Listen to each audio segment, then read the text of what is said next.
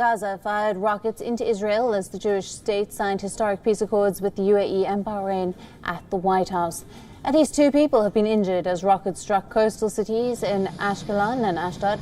Panic gripped residents as the Israeli military sounded sirens warning of rocket fire from Gaza. Bomb units were deployed across the 2 cities as the attack continued. Israel retaliated with airstrikes targeting Khan Yunis town of southern Gaza Strip. Meanwhile, hundreds of Palestinians gathered outside the White House to protest against the normalization of ties between Israel and Bahrain and the UAE.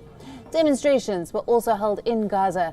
Protesters said that it was a day of rage for Palestinians and that they felt betrayed by the Arab world.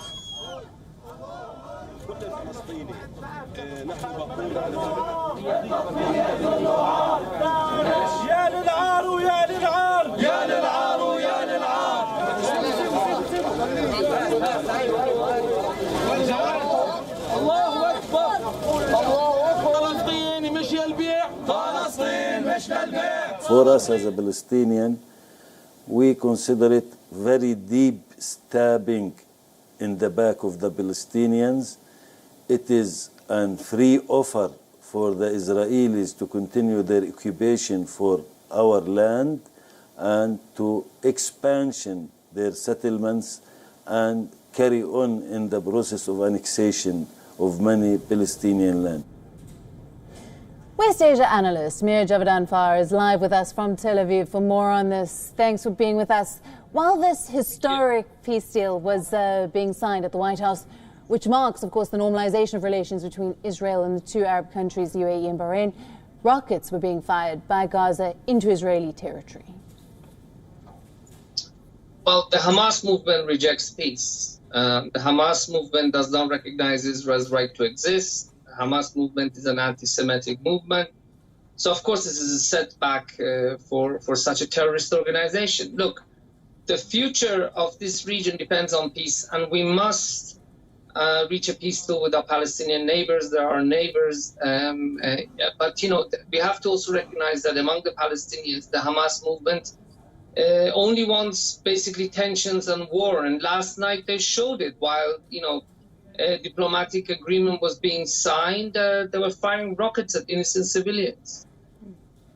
Right. Now, there had been a long-standing Arab consensus, if you will, that normalization of ties with Israel would only come after the creation of an independent Palestinian state in Gaza and the West Bank, and with East Jerusalem as the capital. Now, Palestinians clearly see this aspiration as being badly damaged by this new agreement. They see themselves as being undermined.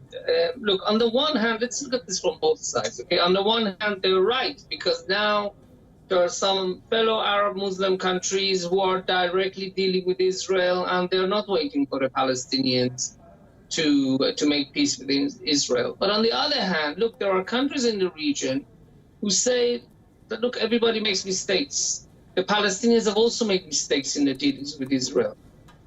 So do they expect us to forego business opportunities and diplomatic opportunities and cooperation opportunities just because they make, you know, because they make mistakes and not willing and are you know, and they expect us to pay for it? No.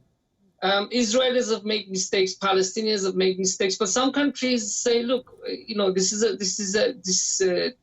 Israel-Palestine issue has continued because both sides have made mistakes, and not having diplomatic relations, you know, and trade relations, it does not help the situation. So some countries, such as Bahrain, such as UAE, have put their interests first and decided to establish diplomatic relations with Israel.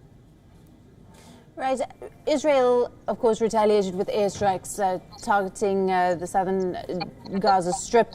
What is the situation now with tensions being heightened following this agreement? Look, we're worried. We are worried about whether this is going to continue. The southern cities, you know, if you have children, imagine that you have 15 seconds to a minute to run to a shelter.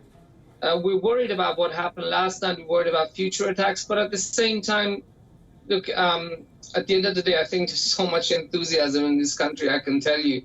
We are so enthusiastic about establishing trade relations with Bahrain and UAE.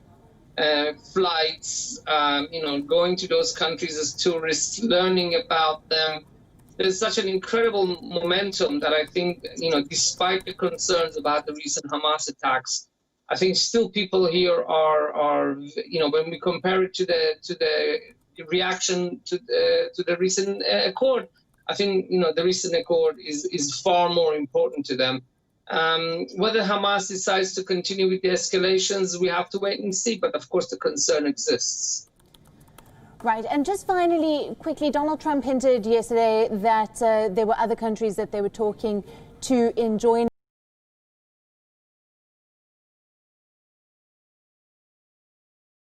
There will be. I hope next week or next month we'll be discussing new countries establishing diplomatic relations with Israel, because improving the lives of Israelis and other countries in the Arab world is only a positive thing. And again, I say that let's go. We should still continue to strive for peace with the Palestinians, and let's hope that they will also start talks with Israel. I know it's not easy, but we have to negotiate. Mayor, thank you very much for joining us with all the latest there.